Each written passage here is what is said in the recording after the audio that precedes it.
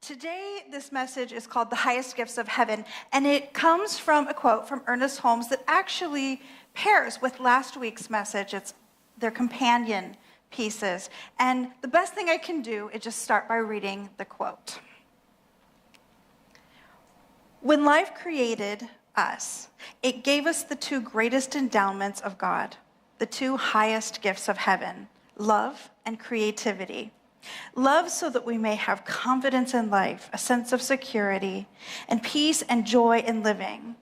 Creativity so that we can really live as persons and express ourselves individually. Life has done very well by us. Now, if you heard last week's talk, it probably isn't difficult to see how I would pull this idea of really living as people and expressing ourselves individually as that piece of creativity, that piece of law. Creativity not so much as in painting a picture or singing a song, but more as in creating the life we want using these tools and principles. But then I went and thought, well, we better talk about love if we're going to talk about expression and creativity. And I went back to just how Ernest Holmes defined this gift of heaven that is love. Confidence in life, a sense of security and peace and joy in living. And what that brought forward for me is the awareness of how many times people have emailed me or sat in my office or called Reverend Karen or myself up to ask some semblance of the question, but how do I learn to trust this thing that we call God, this thing that we call life? How do you know it's got you? I've had people say, I can see that you are completely confident in this, but I'm not, and I don't know how to get there. And that may feel familiar to you. And if it does, you are in the right place. And here's what I have to say to you. You do know how. You do know how. Because what if I were to say, deepening into the infinite love of spirit is like dating? And we've all done that. Now, some of you might be saying, I feel really deeply confident in God, but not at all in my dating life. And then I would say, listen to the same talk and flip it. If you can do one, you can do the other. It's the same basic pattern. Now, it starts out with shopping.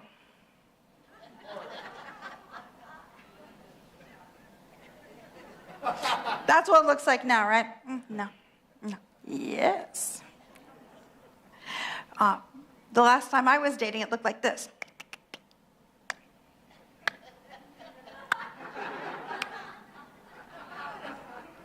That's how I got that one. In a foundational class in this center, Reverend Michelle Medrano challenged me to write down what I might want in a partner. And I said, oh, no partners for me. I don't want to deal with it. Well, just as an exercise. Watch out for those foundational class exercises. That's where we get you. So it's the same with church shopping or philosophy hopping, right? You pick up a book. Maybe this is going to be the thing that's really going to settle for me. And you get about a third of the way in and you're like, nah, it's not a fit. No, that's not quite for me.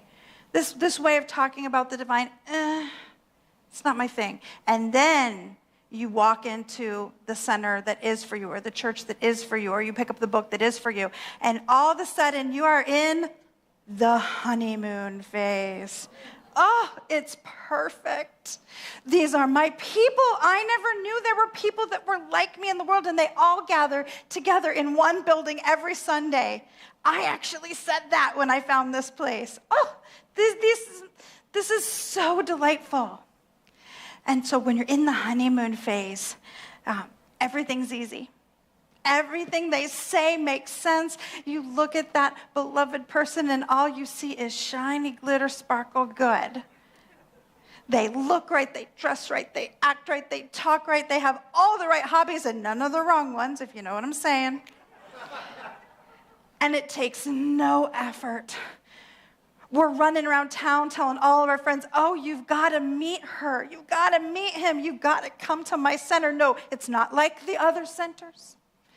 It's better.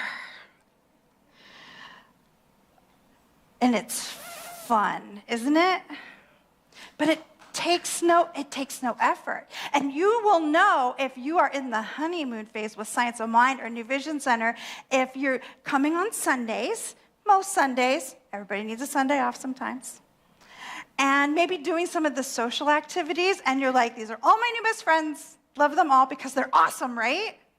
Awesome people. But you're not really putting any work in because you don't have to, because they're perfect. Thinking back to those days, they call it limerence.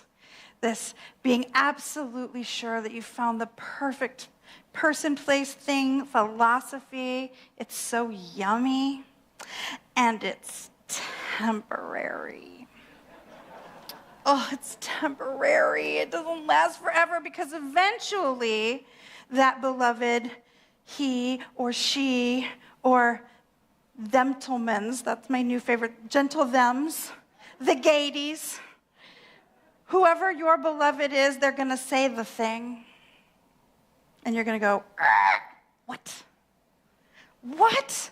No, no, no, no. We are cat people. We are not dog people. We're dog people. No.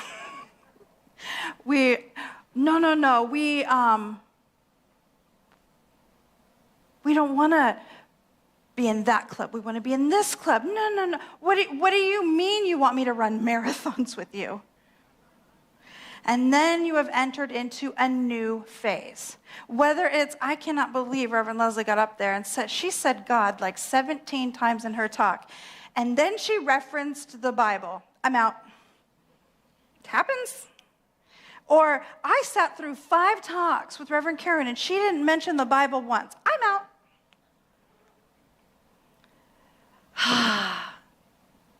But sometimes we hit some of those bumps and we think, but they're still pretty great. They're still pretty great. Even though we're not exactly alike, and even though we don't have all of the things in common, they're still pretty great. And you have entered the phase of committing. And really it's the phase of deciding if you're going to commit. And now it isn't as easy, is it? Once the shiny is over, there are some issues to explore, real, legitimate issues. Do our values match? Is this the way I want to live my life? Does this relationship support my highest and best? Is this the group I want to hang with? Does he get along with my friends? Do my friends like her? How in it am I gonna be? And you may not know this online campus, but the sanctuary got real quiet. I'm willing to bet a few of these people are in this space with New Vision Center and with the Science of Mind teaching. Because it can be a little bit of a thing to get on board with a community that says before something and against nothing, in the midst of the chaos that happens in the world. It can be a bit much to talk to your minister or your practitioner and trust that the universe has got your back, that the entire universe is conspiring for your good when you're going through something that does not feel good. Job loss, relationship issues, health challenges. Sometimes we are really wanting to anchor into this thing that we call God, call spirit, call life, and it feels foreign and terrifying. And if you are relating to what I am saying here, there's a good chance you're in the committing phase. But it's still pretty great, even in the challenges. So you're asking yourself, am I going to stick? And here's the thing, it takes work to make it through this part of the phase. And sometimes, and I am not making this wrong, sometimes we look at the amount of work it would take to make the relationship gel, and we go, I'm going back on Tinder. I'm going back church hopping, spiritual hopping. And here's the thing that I have to say to people who are in this step. If you decide this isn't enough of a fit to be worth the work, fantastic.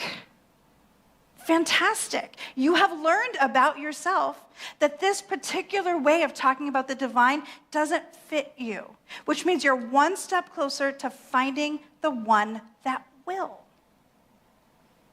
See, when somebody comes here for a while, here to New Vision Center, to a Center for Spiritual Living, to a Science of Mind Center, when they come for a while, and they learn enough about themselves to realize that they do not want to practice science of mind, we did it right. We did it well. Our job, there's a reason we did the Flames of Faith candle ceremony before this talk. Our faith does not say we are the way. We say we are a way. And if we're going to really honor that, then we need to be so excited for somebody when they are here for a while and then decide that going and being a goddess worshiper or going to an evangelical Christian church or going to an Orthodox Judaic ceremony is, we need to know that that is for their best and we need to celebrate it. When we go, where are they going? Where are they going? Where are they going? Come back, come back, come back. What are we believing in? Lack. Oh, good job. We got answers from the front rows. We're believing in lack. And we don't do that here. At least we work together to do the hard work, to try to let it go. And just like it's true of science of mind, it's true in relationship. If we date someone long enough to figure out, this is not my person, what do? We bless them on their way to their greatest good. I've broken up with some really neat people because they just weren't for me. I hope they found their person and are so deliriously in love that they are grateful that I sent them on their higher path. I hope that there are men and women all over this valley thinking, oh, thank God she broke up with me. Best thing that ever happened. I know of at least a couple who definitely say that. So when we're doing this work in relationship, it looks like lots of communication, right? Talking it out. Finding compromises, making plans, learning more about why they feel that way. It's not different in spirituality. It's talking it out with your practitioner or your minister. It's asking questions through reading, through classes. It's finding out more about who you are in this relationship and who they are. Does this way of talking about spirit fit me? And it takes a while. There's a reason we all get a little concerned when somebody dates for 5 weeks and then announces their engagement. You don't even know them. It's the same when we're landing into spirituality. We know the answers, but we're not feeling it yet. That's so natural and so normal. So you stay in the conversation. More classes, more conversations, forever bringing up the issues that might concern you and feeling into, how does this work for me? Can this work for me? Does this work for me? It takes time and it evolves slowly. And what we find when we are willing to stick in and stay in it and stay in it and stay in it and do the work is that intimacy develops. We begin to allow ourselves to be more vulnerable. I love Leonard Cohen talks about how the cracks in the heart let the light in.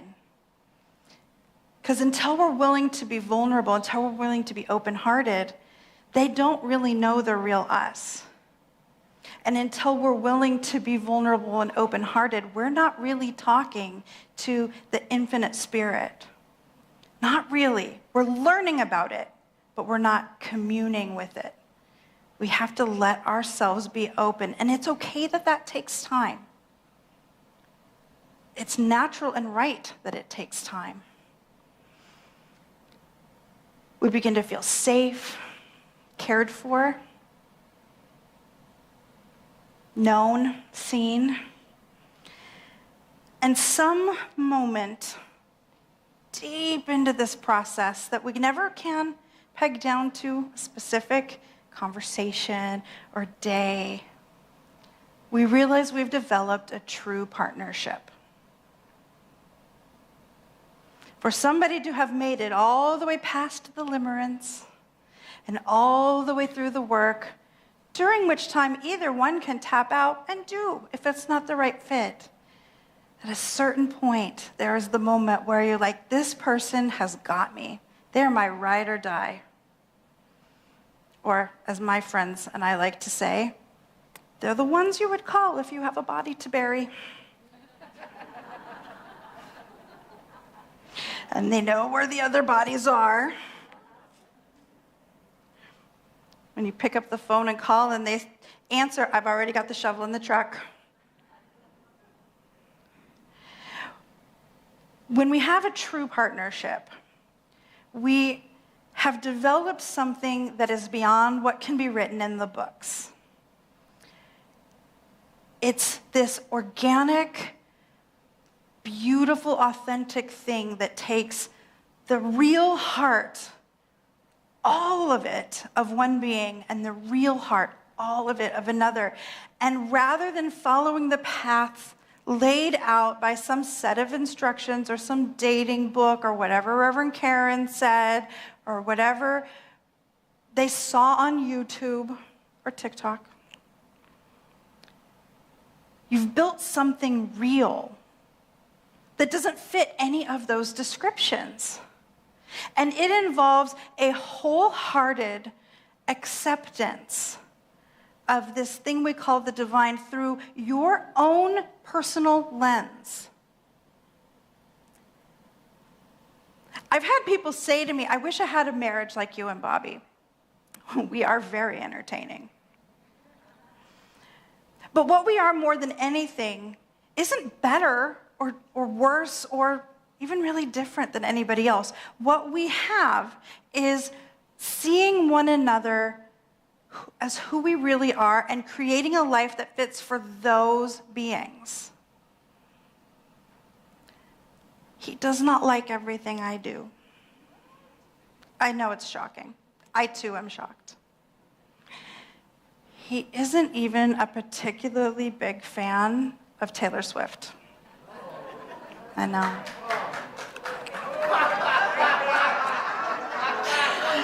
Nor is that particular friend.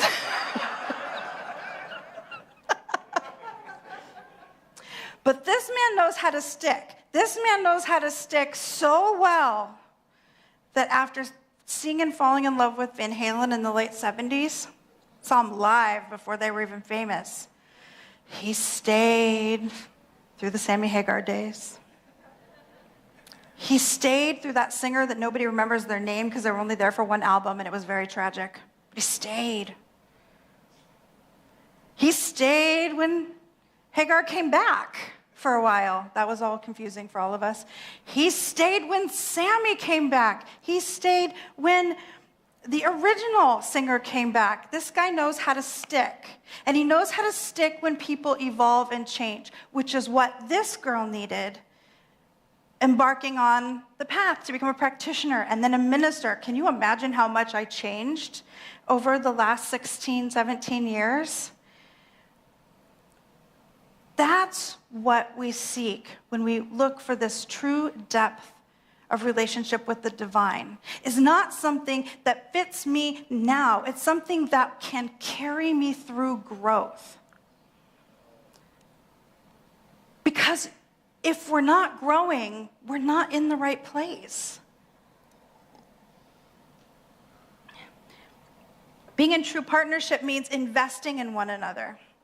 This is when we move from, I like to go to the meditations when Vernice does them with their singing bowls. So do I. To, that's how I'm going to do my spiritual practice today, because I do spiritual practice every day.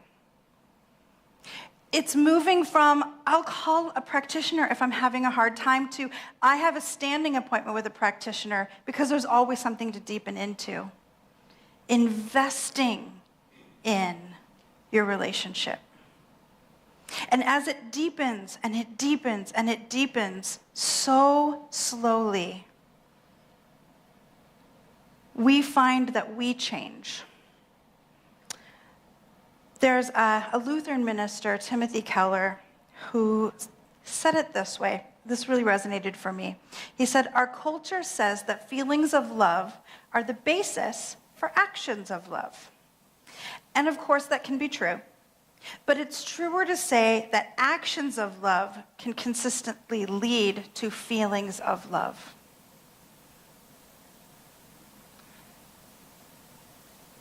When we take the steps that build the depth comes. Sometimes I have felt like the little kid sitting on the stoop with a red ball, holding on to my red ball, and waiting for the cool kids to come and play with me. But what has always worked in my life is getting off the stoop and taking my red ball and approaching a group and saying, do you want to play? That's what spiritual practice is. Even in the moments when we can't feel the divine, when we say, you know what, I'm going to take my red ball and go into that meditation and into that prayer experience, and I'm going to meet spirit right where it's at. And we find that where it's at is right here. And it's been here all along. So when what we crave is that experience of divine love that gives us confidence in life, a sense of security, peace, and joy in living, when that is what we want to the fullest depths of our being, we owe it to ourselves to invest in that, to stay in it. If one expression of it doesn't fit, move to another. There are something like 687 faith traditions active in the world right now that are big enough to be counted. If what happens here is not opening you up, pick up another book. Have a conversation with a practitioner. Invest the energy. My takeaway thought is this: whoever you are, every single one of us is somewhere in that list of states of relationship in their experience of the divine. Wherever you are, it's exactly where you ought to be right now. Lean in just a little bit deeper, and see if the universe doesn't meet you right there. Thank you.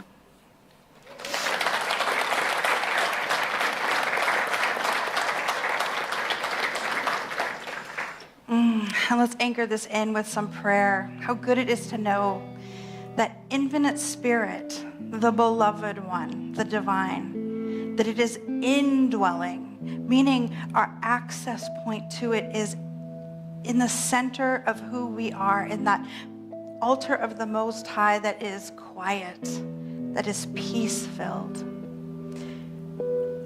How good it is to know that this energy that we call the beloved, that it never leaves any of us. That every time we stop and connect on the inside of ourselves, there it is, ready to meet us.